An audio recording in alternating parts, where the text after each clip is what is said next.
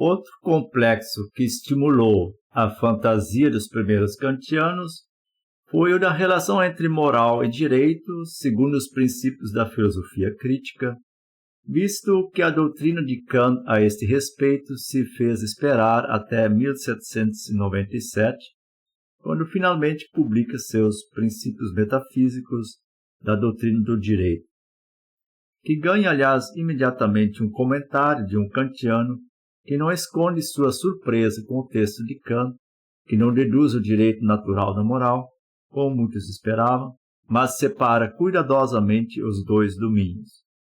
Cito: em lugar algum, a diferença entre a doutrina do direito e a moral é apresentada tão exata e corretamente quanto nos princípios metafísicos da doutrina do direito. Até lá, seus leitores e seguidores tiveram de se contentar com uma ou outra observação de passagem e alguns desenvolvimentos parciais, o que provocou uma multiplicação dos ensaios de fornecer a doutrina do direito natural segundo princípios kantianos. O primeiro desses ensaios é a tese de doutorado de Hufeland, defendida na Universidade de Iena e publicada em 1785 como Ensaio sobre o princípio do direito natural. Partindo do que Kant havia escrito no ensaio de 1784 sobre a filosofia da história, da fundamentação da metafísica dos costumes e de algumas observações en passant da crítica da razão pura sobre a necessidade de uma ideia ou de um princípio para se ajuizar e aperfeiçoar as leis, Hufeland ensaia uma exposição do direito natural com base no que acredita que seria o princípio kantiano. Para tanto, lança mão do conceito de possibilidade moral que, na esteira de Leibniz, tinha sido incorporado aos manuais de direito natural ao longo do século XVIII. Com esse conceito, se trata de abrir espaço, ao lado do obrigatório, necessidade moral, e do proibido, impossibilidade moral, para o que é meramente permitido, também expresso como o lícito, o facultado, o autorizado, ou, como se expressa Hufeland, o que se pode fazer. Este é um dos sentidos do termo direito que se encontram na linguagem comum, pelo qual se mostra que o direito é o que se pode fazer. Hufeland tira proveito das reflexões sobre modalidades deônticas que se encontram em inúmeros manuais sobre direito natural da época, tomando como ponto de partida de sua doutrina a noção de direito como o que é permitido, nem obrigatório, nem proibido. Cito Hufeland: não posso fazer nada que não seja permitido, nada que seja proibido por um dever, mas posso fazer tudo o que não seja proibido por um dever. Por conseguinte, direito no sentido mais amplo é a qualidade de uma ação pela qual sua realização não é impedida por nenhum dever. Como ficará claro alguns anos mais tarde, o esforço de compreender o direito natural a partir da definição do direito como permissão, quer dizer, como liberdade de fazer ou deixar de fazer, desponta numa época em que o iluminismo europeu adota como cavalo de batalha a defesa dos direitos do homem ou da humanidade. Assim, não é nada acidental que Hufeland se apoia, no destaque que dá a esse significado específico de direito, em desenvolvimento similar na obra de Schlettwein, Direitos da Humanidade, publicada em 1784. Mais adiante, ressalta que os pretensos direitos do homem só podem ser sustentados no âmbito de uma doutrina do direito natural. Cito: o direito natural deve ensinar os direitos do homem que ele teria se vivesse nesse estado de natureza, isto é, antes de qualquer obrigação por contratos e em sociedade. Não podemos determinar nada sobre direitos do homem na sociedade se não sabemos que direitos ele tinha antes da sociedade. Tendo em vista a importância desses temas para os pensadores da época, tampouco surpreende que Kant tenha aceitado o convite que lhe faz no final de 1785 o editor da revista Allgemeine Literaturzeitung de Jena para que resenhe o livro do jovem discípulo. Em sua resenha, publicada na revista em abril de 1786, Kant reconhece o mérito do trabalho, mas também observa que o princípio proposto por Hufeland, promoção da perfeição, não se afasta essencialmente daquele da filosofia moral wolffiana. Cito Hufeland: de acordo com isto, o fio condutor para todas as minhas ações promove a perfeição de todos os seres sensitivos, sobretudo dos racionais, e uma proposição necessariamente aí contida impede que sua perfeição seja diminuída. Aplicando essa proposição geral a si mesmo, obtém-se o dever de impedir os outros na diminuição de sua própria perfeição. Uma das principais proposições derivadas da primeira como mostrado acima, promove tua perfeição, e uma regra necessariamente contida nessa proposição por seu turno, impede que tua perfeição seja diminuída, quer dizer, que te seja tomada uma parte dela. De acordo com essa última regra, a coerção, como impedimento do impedimento, não é apenas permitida, mas mesmo ordenada, um ponto decisivo do qual discorda Kant em sua resenha. Um aspecto ressaltado positivamente por Kant entretanto, a conclusão a que chega Hufeland de que a doutrina das obrigações ou deveres é supérflua no direito natural. Cito: pois aqui a questão é apenas sob que condições eu posso exercer a coerção sem contradizer os princípios universais do direito. Se o outro pode, de acordo com os mesmos princípios, manter-se passivo ou reagir, é algo que ele deve investigar, na medida, é claro, em que tudo é considerado no estado de natureza. Esta observação também tem grande utilidade no direito natural, para não confundir o fundamento propriamente jurídico pela mescla com questões éticas. Aliás, Kant vai mais longe na exigência dessa separação de direito e ética, contestando a derivação que Hufeland faz do direito de coagir a partir da obrigação de o fazer, o que resulta, por fim, mais uma vez, na subordinação do direito natural à ética. Mas que a autorização de coagir deva até mesmo ter como fundamento uma obrigação que nos foi imposta pela natureza, isto não parece claro para o resenhista, diz Kant, sobretudo porque o fundamento contém mais do que é necessário para aquela consequência. Pois parece seguir-se daí que não se poderia mesmo abrir mão de nada do seu direito, para o que nos é permitido uma coerção, visto que, segundo Hufeland, esta permissão se baseia numa obrigação interna de obter de qualquer maneira e, portanto, mesmo com violência, a perfeição que nos é contestada. Em outros termos, Kant constata no texto de Hufeland um excesso, direito como obrigação de se valer de seu direito, que o faz perder o ganho que havia logrado, a saber, a clara exposição do conceito de direito como mera possibilidade moral, isto é, como permissão de fazer ou deixar de fazer, abrir mão de, a bel prazer. Nesse sentido, ter um direito não obriga ninguém a fazer valer este seu direito, o que o transformaria numa obrigação. Na doutrina kantiana do direito natural, este conceito de direito como possibilidade moral constitui o ponto de partida de toda a argumentação.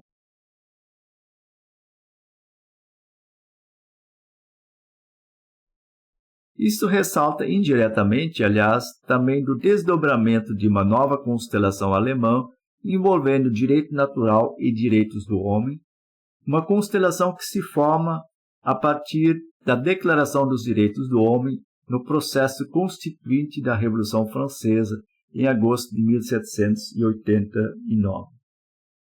Assim como a própria Revolução, também a ideia dos direitos universais do homem e, a fortiori, do direito natural, divide o mundo letrado da época em dois partidos radicalmente opostos.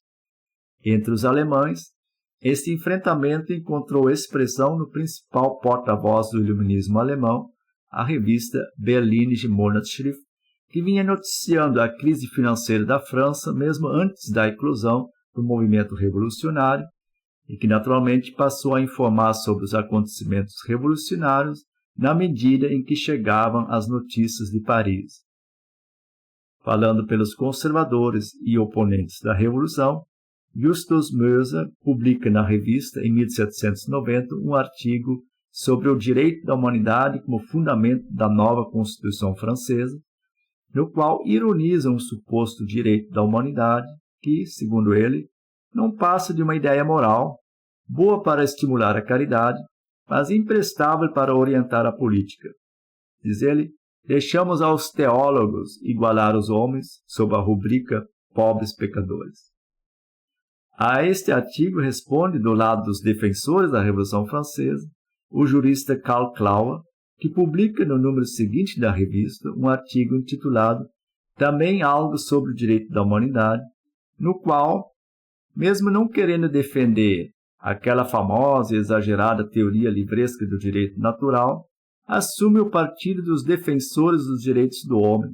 Cito, afirma que o direito da humanidade deve ser a base em toda a união social. Clauer faz uma defesa tão acalorada do direito dos franceses de constitucionalizar os direitos do homem, que o editor da revista, Johann Erich Pfister, intervém inesperadamente no debate com um pós-escrito ao artigo de Clauer, em que adota uma posição intermediária, admitindo um direito da humanidade como direito natural, ainda em disputa entre os filósofos, mas contestando a possibilidade de sua positivação numa Constituição. Diz Pfister, será que efetivamente pode ser posto como fundamento de qualquer Constituição de Estado um direito da humanidade? Duvido. Pfister chega a ironizar a tentativa de constitucionalizar os direitos naturais do homem, lembrando que isso tira dos filósofos aquela especulação. Cito, para mim, direito da humanidade e Constituição Civil não têm absolutamente nada a ver um com a outra.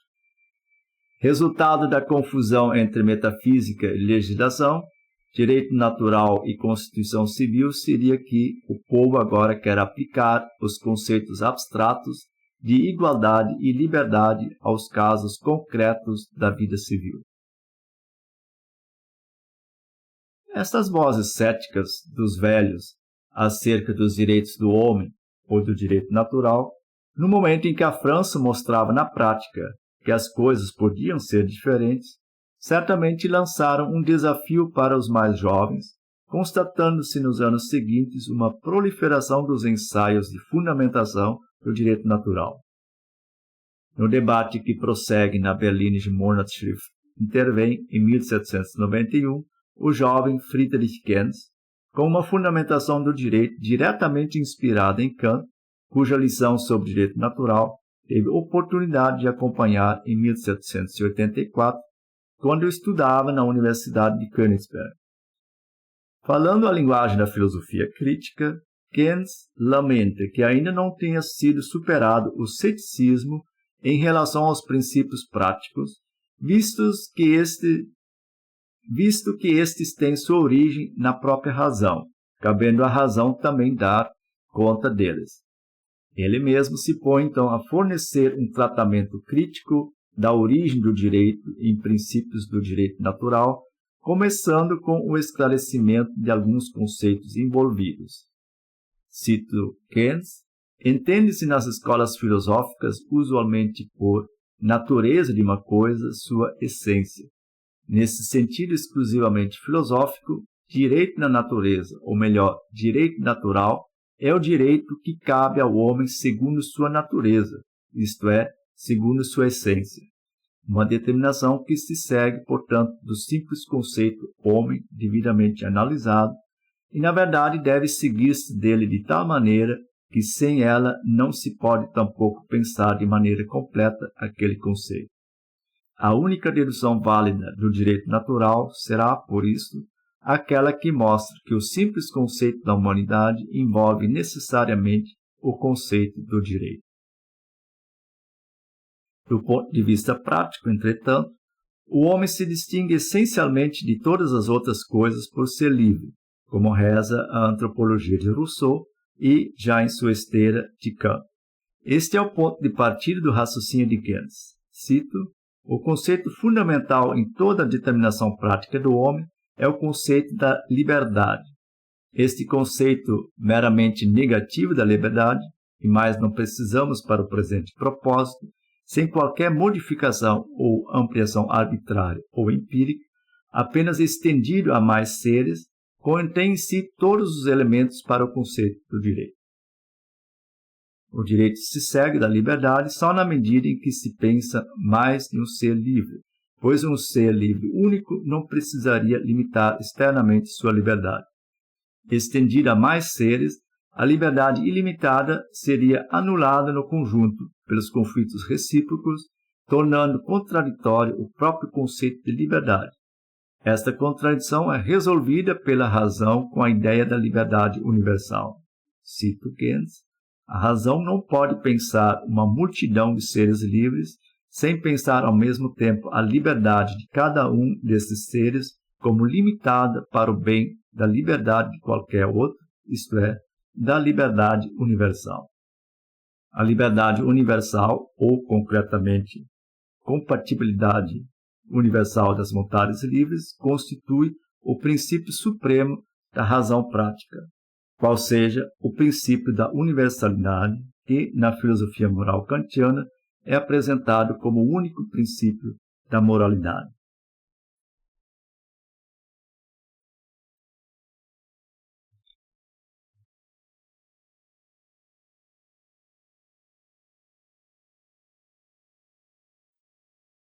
Tudo que não contradiz o princípio da universalidade é moralmente possível, e o que é moralmente possível é permitido.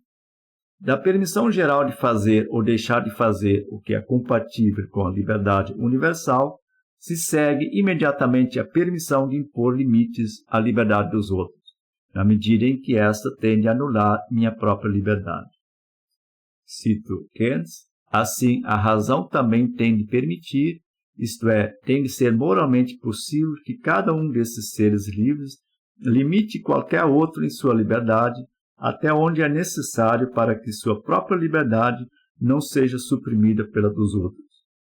Com isto, Keynes logrou desenvolver o conceito de direito imediatamente a partir do conceito de liberdade, numa exposição mais clara do que aquela que Kant tornará pública em 1797.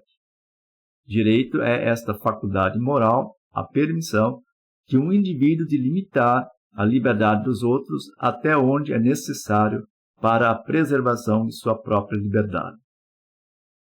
O conceito do direito é, de certa maneira, o mais elevado de todos os conceitos morais. Nenhum outro procede tão imediatamente do conceito de liberdade.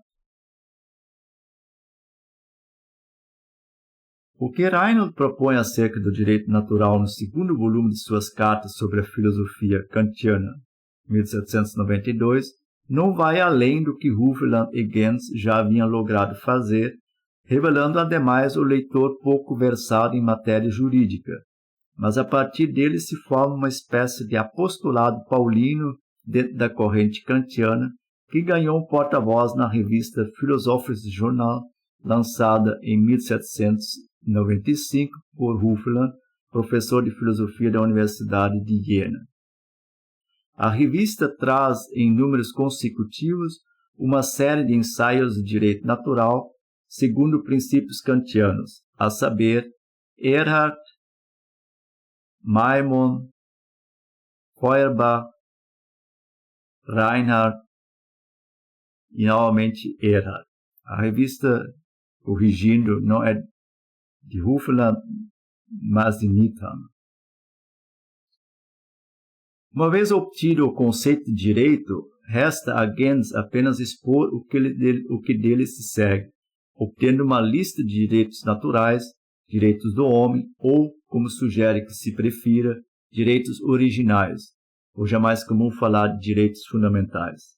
Cito novamente Gens: aquele princípio supremo do direito, que cada um pode limitar a liberdade do outro na medida em que é necessário para a preservação de sua própria, é então a fonte de todos os possíveis direitos reais que um ser humano alguma vez exerceu ou também apenas possuiu. Aquelas autorizações que podem ser desenvolvidas imediatamente a partir do princípio supremo deveriam ser chamadas direitos originais para evitar a ambiguidade da palavra natureza. As notas que Gentz tomou das lições de Kant sobre direito natural em 1784 foram perdidas. Restou o registro de sua existência no anúncio de um antigo catálogo da Casa de Leilão Stargard de Berlim, que informava tratar-se de um manuscrito de 28 páginas em folha. Mas seu ensaio de 1791 bem pode ser visto como uma exposição sucinta de parte desse material, Introdução em Direito Privado. Em traços gerais, isso pode ser confirmado com as notas tomadas por outro aluno de Kant daquele semestre, conhecidas como Direito Natural de Feyerabend, em virtude de seu autor Gottfried Feyerabend. Nessas notas, encontra-se também a definição do direito a partir da liberdade. Cito: direito é a limitação da liberdade pela qual esta pode subsistir com a liberdade de qualquer outro segundo uma regra universal. Ademais, constata-se que Kant se filia à linha de autores que separam o direito da ética. Ética também se chama doutrina da virtude. Ética contém doutrina da virtude e direito contém doutrina do direito. Uma das notas mais decisivas que se encontra em Feyerabend é a que registra a crítica a Achenwald, cujo manual servia de base às aulas de Kant sobre direito natural. Tal como os demais wolffianos e a maioria dos justnaturalistas anteriores, Achenwald toma como fundamento último da lei natural a vontade divina, como supremo legislador, juiz e executor. Em suas lições, Kant explicitamente abandona esta linha de fundamentação do direito natural. Cito: o autor, Achenwald, toma em seus prolegômenos como princípio do direito a concordância das leis com a vontade divina. Mas então já devo saber o que é dever e como é constituída a vontade divina. Para nós, o princípio é que uma ação subsista junto com a liberdade de todos, segundo uma lei universal. Esta ação é permitida e temos autorização.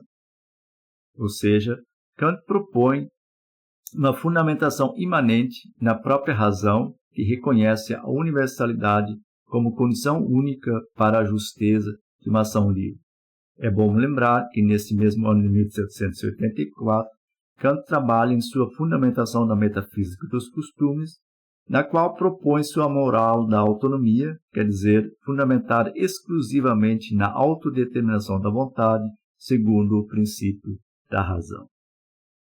Sendo a liberdade o ponto de partida do raciocínio, o direito, em seu sentido mais geral, é definido como permissão de realizar toda e qualquer ação compatível com o arbítrio de todos os outros, quer dizer, universalmente compatível, que Kant costuma expressar com a fórmula recorrente segundo uma lei universal.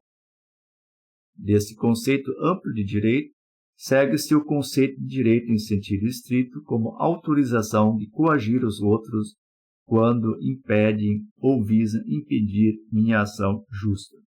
Cito: injusto é o que contradiz a liberdade universal, portanto impede a liberdade. E o oposto tem de promover a liberdade. Eu tenho um direito quando limito a liberdade dos outros. Isto é uma coerção. Um direito é, portanto, a autorização de coagir outros. Os apontamentos de Feyerabend confirmam, assim, que Kant vinha desenvolvendo em suas lições sobre direito natural uma concepção de direito original na linha do que Gentz utilizou em 1791 para defender os direitos do homem contra os conservadores que só aceitavam direitos positivos como válidos.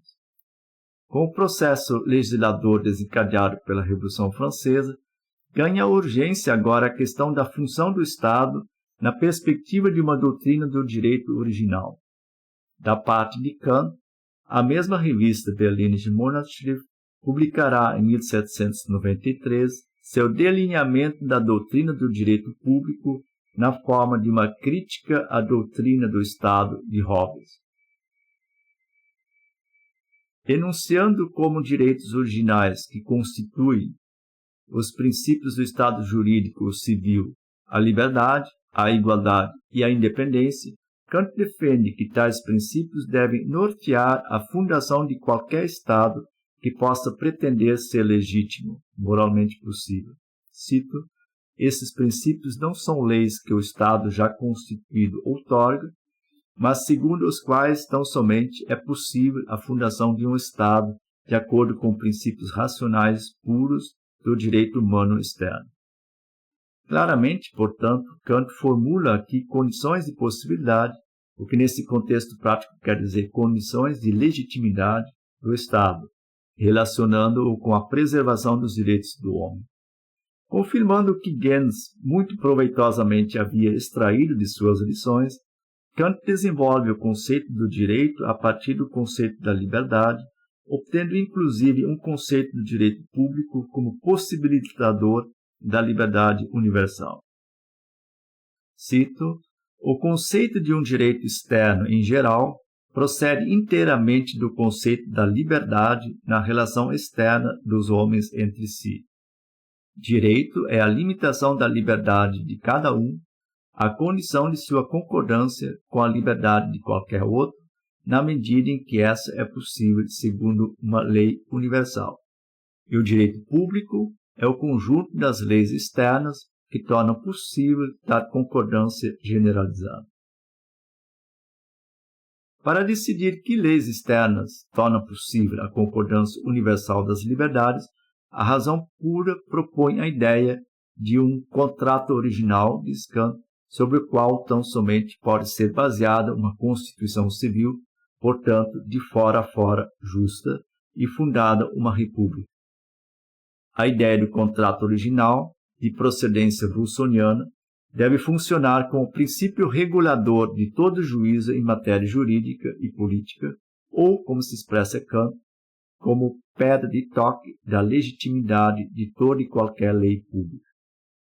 Mesmo se tratando de uma simples ideia da razão, ela tem realidade prática para qualquer ser racional que se preze, fornecendo inclusive um princípio norteador para o legislador, a saber, de obrigar todo legislador a dar suas leis de maneira tal que possam ter surgido da vontade unificada de todo um povo, e a considerar cada súdito, na medida em que quer ser cidadão, como se tivesse dado seu voto para tal vontade. E então, de forma um pouco mais velada, Kant retoma o que já havia dito no ensaio Resposta à Questão O que é Esclarecimento, de 1784. Cito: o que sequer um povo pode decidir sobre si mesmo, muito menos pode um monarca decidir sobre o povo, pois seu reconhecimento como legislador se baseia justamente em que ele reúne a vontade do povo na sua própria.